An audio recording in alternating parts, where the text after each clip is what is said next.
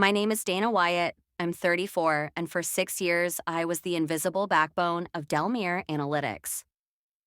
I didn't need the spotlight. I didn't crave applause. I just wanted my work to matter. And for a while, it did. I joined the company as a junior analyst when we were barely breaking even. I stayed late, I learned fast, I fixed broken processes no one wanted to touch. Within 2 years, I was leading strategy on accounts worth millions and still being introduced in meetings as support staff. But I didn't complain. I thought if I worked hard enough, eventually they'd see me. I was wrong. Her name was Talia, bright smile, expensive heels, and a talent for knowing exactly when to speak and when to steal. She joined us a year ago, and within weeks, she had made her way into every meeting I once handled alone. She asked me to walk her through my process so she could learn from the best. I didn't think much of it at the time. I even felt flattered. Until I watched her present my Q3 pitch deck to the executive board, word for word. She didn't credit me. She didn't even flinch, just smiled as the CEO praised her fresh insights. That night, I sat in my car long after everyone else had left the office. Not crying, not angry, just stunned. I went home, poured a glass of wine, and opened a blank document. I titled it, How to Take Back What They Stole. It took me 2 weeks to realize what I needed to do. I knew Delmere's system from the inside out. I knew which clients were unhappy, which contracts were up for renewal, and which executives didn't actually understand the numbers behind our success. So I started reaching out quietly. A former client I'd rescued during a messy data breach was now VP at a rising tech firm. We met for coffee, no pitch, just catching up. 2 days later, he emailed me. If you ever go independent, I want first dibs. That was all I needed. I didn't quit Delmere in a blaze. I didn't slam doors. I gave 2 weeks' notice and thanked them for the growth opportunities. Talia didn't even look up when I walked out. 2 months later, Wyatt Strategy Group was born. No office, no PR campaign, just me, a laptop, and a few clients who remembered the truth behind the numbers they were sold. And word traveled fast. Talia was busy climbing ladders with slides she didn't understand. Meanwhile, clients began pulling contracts. Quietly, efficiently. Some gave no reason. Others said they were looking for more hands-on support. Her calendar started looking a lot like mine used to, empty. But I wasn't done. I had one final play. At Delmere's annual investor summit, where Talia was set to unveil their new flagship report, I released my own. Same data, clearer insights, real analysis. I emailed it to key investors 24 hours before her presentation with a simple note. Just wanted to offer a second opinion from someone who actually wrote the first one. The fallout was instant. Her slides were picked apart in real time. She stammered, fumbled, the CEO looked like he'd swallowed a battery. I heard she took a leave of absence the next day. Meanwhile, I signed 3 new clients. And I didn't do it with noise, I did it with truth. Because when someone steals your voice, you don't get it back by yelling louder. You take your voice elsewhere and make them wish they'd listened when they had the chance. Now, here's where things got interesting. 3 months after I left, I got a call from Spencer, one of Delmere's senior partners, the same man who once sat across from me in glass-walled conference rooms, sipping espresso and praising Talia for her clarity under pressure. His voice was different now, quieter, more careful. Dana, do you have 10 minutes? Strictly confidential. I said yes, even though I already knew where this was going. Turns out 5 key accounts had terminated their contracts within 2 months of each other. Spencer wanted to know how I'd managed to take them and whether I'd be willing to collaborate again. I told him I appreciated the offer, but I don't work backwards. He tried to charm me, said there was a leadership reshuffle happening. I almost laughed. What he didn't know was that one of my former interns, now a junior analyst still at Delmere, had quietly passed me updates every week. I knew about the audit, the panic meetings, the new interns being thrown into meetings they couldn't navigate. Talia had officially resigned to explore new ventures, but not before leaking confidential files by accident. They settled it internally, of course. Quietly, they always did. Meanwhile, I was growing. I hired two former teammates, people who, like me, had done the heavy lifting in silence. I paid them better than Delmire ever did, gave them credit on every single project, and I watched as our little firm became something bigger than I'd imagined. Then it happened. One of Delmire's oldest clients, Baycroft Industries, reached out to me directly. Their CEO said they were tired of being managed by people who don't understand the work. I didn't even pitch them. They'd made up their minds before the meeting was scheduled. We signed a 3-year deal the next week. And on the day we closed, I got a message. It was from Talia. Just one line. "I guess you got the last word after all." I didn't reply. I just closed my laptop, stepped outside into the spring air, and smiled. Because success isn't always loud. Sometimes it's silent. Sometimes it's poetic. And sometimes it's exactly what they said you were never capable of building on your own. A few months passed. Things had stabilized at my new firm. We weren't just surviving, we were leading. But what surprised me most was how many people from my past began circling back, quietly, almost shamefully. One morning, I received a LinkedIn message from Claire, the executive assistant who used to sit just outside Talia's office. The same Claire who once rolled her eyes when I worked late, who called me too intense for triple-checking financial models before big presentations. Her message? "Hey Dana, I've been following your firm's progress. It's really inspiring. Do you have any openings? I'd love to get out of here." I didn't respond right away. I thought about it for days. Part of me wanted to say no. Part of me remembered how many late nights I'd sat alone while people like her left at 5 sharp, never once saying thank you when I stayed to help. But then I thought about everything I wanted this company to be. So I invited her in for a real interview. No ego, no games, just a chance. And you know what? She was different. Humble, thoughtful. Like maybe she'd finally seen what it was like when the wrong people get power. I hired her. Not because I owed her anything, but because I wanted to prove to myself that I could build something better than where we came from. Meanwhile, Delmire, their downfall became public.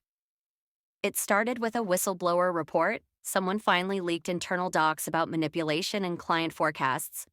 Then came the expose, an entire article in the Ledger outlining Delmire's decline, the staff exodus, and how the firm that once prided itself on analytics lost sight of the one thing they couldn't quantify: integrity. I wasn't named, not directly. But my work, my firm, we were the quiet shadow in the background of every paragraph, the emerging competitor poaching high-profile clients, the agile boutique agency winning trust in legacy markets. Talia was done. I heard she moved across the country, tried launching a coaching business, but it never took off. And Spencer? He reached out again. This time he didn't ask for a favor. He asked for a job. "Consulting," he said. "Even part-time. I just want to contribute." I read the message twice. Then I archived it. Because there's a difference between mercy and memory. I didn't need revenge. The company I built, the people I uplifted, the clients who believed in me not because of buzzwords, but because of results. This was justice. The kind that comes slow, quiet, but leaves nothing untouched. 2 years after that first gut punch of a morning, after I packed my things in a silence that roared louder than applause, I was invited to speak at a leadership summit in Chicago. I almost said no. Not because I wasn't ready, but because I didn't know what I could say that hadn't already been lived. But then I thought of the interns who used to watch me stay late, of the women who whispered thanks when I spoke up in meetings, of every person who's ever been told they're too much, too soft, or too slow to keep up. I went. They gave me a 30-minute slot, just before lunch. The room was packed, some familiar faces in the crowd, some strangers. And as I stepped onto the stage, I paused just for a second to breathe. Then I said, "They told me I was too principled for this industry. That loyalty didn't scale, that kindness didn't close deals. But what they didn't realize is integrity compounds. And one day, it cashes out bigger than any bonus." The room went still. I didn't use slides, no flashy stats, just stories about mentorship, about failure, about how we all survive betrayal. not by hardening, but by choosing to rebuild stronger. Afterward, a young woman, mid-20s, trembling hands, came up to me and said, "I was going to quit this week, but now I think I'll stay. Just long enough to build an exit plan." I smiled. That was enough. Later that night, in my hotel room, I poured a small glass of wine, opened my laptop, and scrolled through messages. One stood out. "Hey Dana, I watched your talk today. I've made a lot of mistakes. I think about them often. If you're ever open to a conversation, I'd really like to apologize." It was from Spencer. I stared at the screen, and for once, I didn't feel anger or bitterness, just distance. I closed the message, not to ignore it, but because the version of me who needed that apology no longer existed. She built something better, and she was already far, far ahead. I didn't reply to Spencer's message. Not because I was bitter, but because I'd finally learned the difference between closure and permission. Closure isn't something you wait to be handed by the person who hurt you. It's something you grant yourself when you stop waiting for the past to apologize. That night, I left my laptop open, let the message sit there like a museum relic of a life I'd already outgrown. Then I stepped out onto the hotel balcony and looked out at the lights of the city. Somewhere below, a dozen people were probably pulling late nights at offices just like mine used to be. Young, hopeful, maybe already carrying their first betrayals on their shoulders. And I realized something I wish I'd known earlier. Survival is not enough. You're allowed to want more than getting through it. You're allowed to rise. The next morning, I got on a call with my team. Yes, my team. We were 6 now, small, scrappy, but smart as hell. We just locked in a mid-sized sustainability firm as a full-time retainer. Not flashy, not headline-worthy, but it meant stability, growth, space to breathe. "Okay, everyone," I said, "time to talk strategy. This year, we don't just build, we define." They cheered. No forced clapping, no fake enthusiasm, just real, earned pride. That weekend, I visited my parents for the first time in months.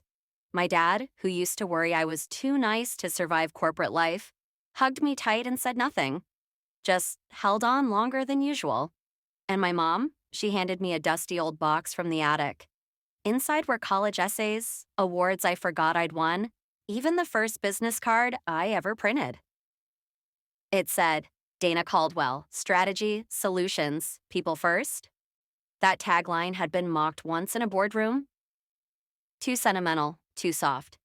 But it had brought me more clients than any marketing campaign ever had. Because when people are tired of being treated like numbers, they look for people who see them as human. That was my edge. Not ambition, not ruthlessness. Just the courage to stay human in an industry that rewards detachment. And in time, that made all the difference. A few weeks later, I saw an article trending on LinkedIn. Ex-executive under scrutiny for misuse of department funds. Spencer's name was buried in the third paragraph. Turns out, after I left, the systems I'd put in place slowly unraveled. The shortcuts caught up, and the board that once called me idealistic suddenly started looking for leaders who had my values. Just not my name. They'd lost 2 major clients, 3 key managers, morale was in the basement. I didn't share the article, didn't comment, didn't even smile. Because the truth was, it didn't matter anymore. Not to me. The only scoreboard that counted was the one I woke up to every morning. Knowing my team respected me, my clients trusted me, and I no longer had to shrink myself to fit someone else's broken system. That was victory. Not loud, not flashy, but permanent. The best revenge, my grandmother once said, is not needing any at all. But I'll admit, sometimes karma feels like justice with better timing. It had been 10 months since I left the company.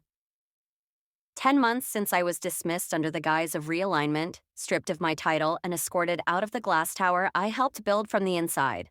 Back then, I couldn't see 10 hours ahead of me, let alone 10 months. My self-worth had been so knotted with corporate goals and quarterly reviews that I didn't know where I ended and the job began. But now, I was different. And more importantly, so was everything around me. Grayscale Strategies, my firm, had grown from a cautious solo venture into something Real, tangible. We had an office space now, not big, not sleek, but warm. 2 meeting rooms, a shared kitchen, and a bulletin board where my team posted everything from client wins to dumb jokes and birthday notes. There were 9 of us, 3 full-time, 4 part-time consultants, and 2 interns I took on because I remembered what it felt like to be 22, eager and invisible. I didn't expect how protective I'd feel about them. They weren't resources on a spreadsheet. They were people. Talented, sharp, sometimes messy, but good. And I promised myself, no matter how big we got, I'd never forget that. One Thursday afternoon, we were in the middle of planning a pitch for a sustainable apparel company when I got the email. It was from Trenton Blythe, a former senior VP from my old firm. Short and sharp. Dana, I don't know if you're taking on new clients, but I think we need to talk, urgently. Trenton wasn't the enemy exactly. He was a lifer. Polished, neutral, always towing the line. He didn't stand up for me when I was pushed out, but he didn't sharpen the knife either. Out of curiosity, I agreed to a coffee. When I walked into the cafe, he stood up like someone seeing a ghost. Dana, he said, half smiling, half ashamed. You look like someone who doesn't miss 8 p.m. email chains, I offered. He laughed nervously. Then, over 2 black coffees, he told me everything. Spencer was gone, pushed out quietly after an anonymous tip to the board about irregularities in spending, vendor kickbacks, and NDA-covered settlements that wouldn't stay buried. There were whispers of an audit, of reputational damage too deep to patch. And now, the firm was scrambling. They needed credibility. They needed someone who could clean the mess. They needed me. I stirred my coffee slowly. You want me to come back? I said. No, he said quickly. Well, yes, but not how it was. You'd lead your own team, report only to the board, full autonomy. I let the silence stretch. Why now? I asked. He hesitated, then quietly. Because people still trust your name, even after everything. That hit deeper than I expected. For months after I left, I thought I was invisible, replaceable. But it turns out your absence teaches people your value faster than your presence ever could. I didn't give him an answer that day. Instead, I walked home, took off my heels, and sat in my tiny balcony garden with a notebook on my lap. I made 2 columns. Pros, bigger reach, better resources, the chance to fix what was broken. Cons, the past, the politics, the risk of repeating the same mistakes. But in the end, the real question wasn't, should I go back? It was, what kind of leader do I want to be now? Because survival had taught me grit. Success had taught me strategy. But failure taught me boundaries. So the next day, I wrote Trenton back. I didn't say no, but I didn't say yes either. Instead, I proposed a third option, a partnership. Grayscale Strategies would act as an external consulting body. My team, my values, my pace. They'd pay us by the hour, no strings, no contracts longer than 3 months. If they really wanted what I built, they could work on my terms. To my surprise, they agreed. And just like that, the company that once told me I was too idealistic was now cutting me checks to help them fix their moral compass. Funny how the world turns. But the most surprising moment came a few weeks later. It was 7:30 p.m. I was still at the office, reviewing performance reviews with Claire, our operations lead. The door buzzed. I looked up. It was Spencer. Not in a suit, not with his usual smug confidence. Just jeans, a wrinkled jacket, and tired eyes. I opened the door slowly.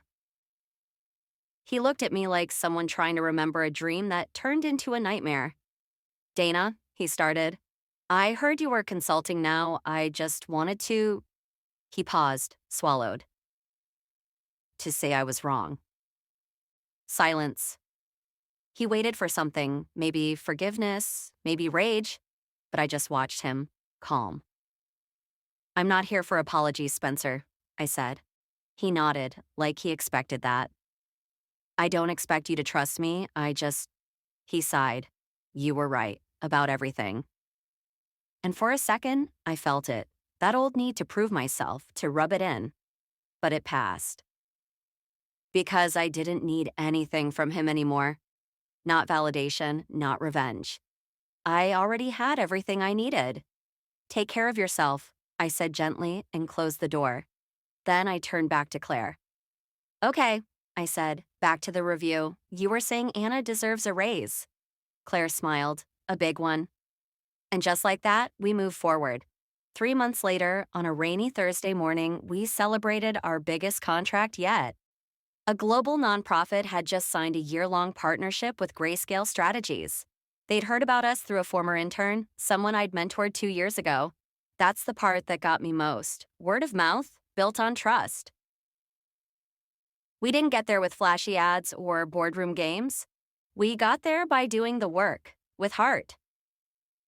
After the final signatures were in, my team surprised me with cake, flowers, and the cheesiest banner that read, "You're the boss, Dana," literally and figuratively. I laughed, then I cried, then I laughed again while crying. Because behind every joke was truth. I had spent years bending myself into shapes that made other people comfortable, trying to be likable, manageable, small enough to fit in someone else's idea of leadership. But I didn't have to do that anymore. Now I could lead like myself, fully, unapologetically.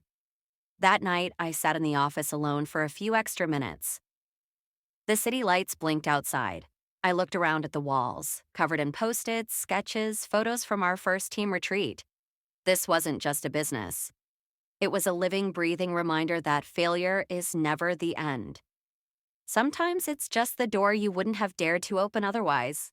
My phone buzzed, a message from Claire. Don't forget, coffee with Anna's mom tomorrow. She still doesn't believe she's working for the Dana.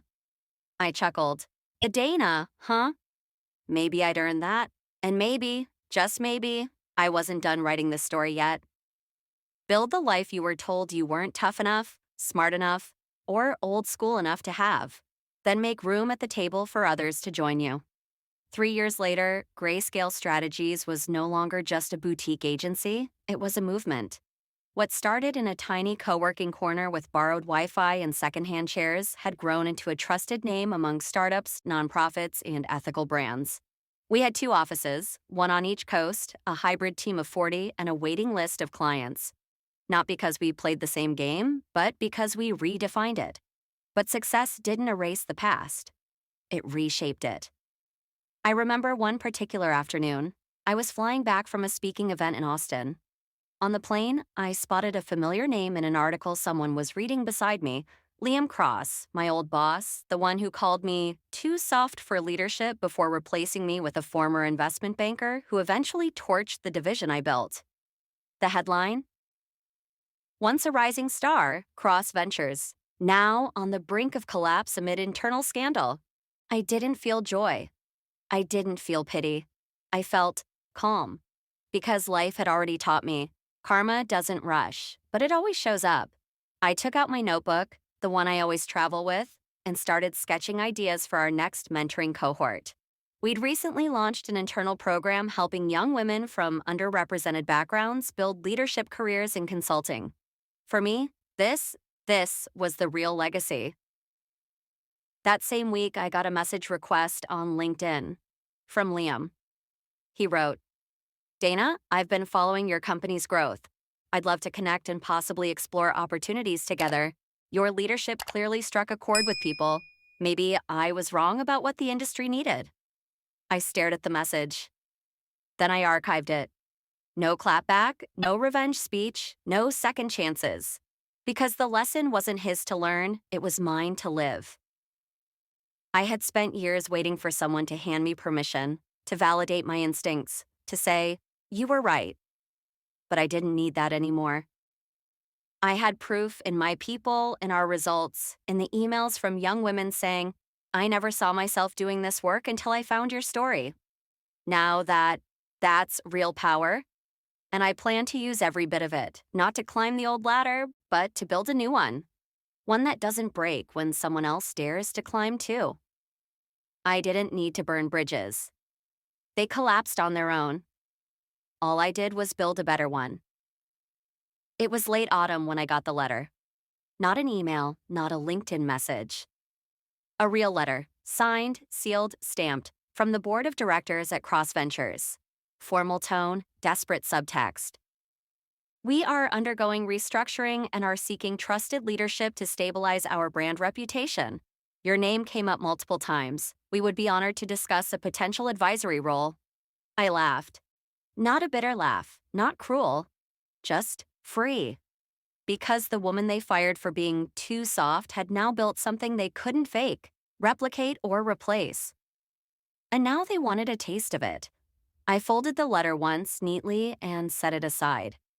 That evening, I walked to the waterfront behind my office, the city lights flickering across the bay, the same view I dreamed about on my worst days. I closed my eyes and breathed in the silence. I remembered the girl who sat on a bench 3 years ago with a pink slip in her hand, wondering how she'd pay rent. I remembered the tears, the doubt, the weight of every door slammed in my face. But I also remembered the spark that never died, the voice that whispered, "Build your own table." And I did. Now we're here, and I'm not going back. So I framed that letter, not as a trophy, but as a reminder. Sometimes losing your job is the beginning of finding your power, and sometimes the best revenge is never needing one. But I also remembered the spark that never died, the voice that whispered, "Build your own table." And I did. Now we're here, and I'm not going back. So I framed that letter, not as a trophy, but as a reminder.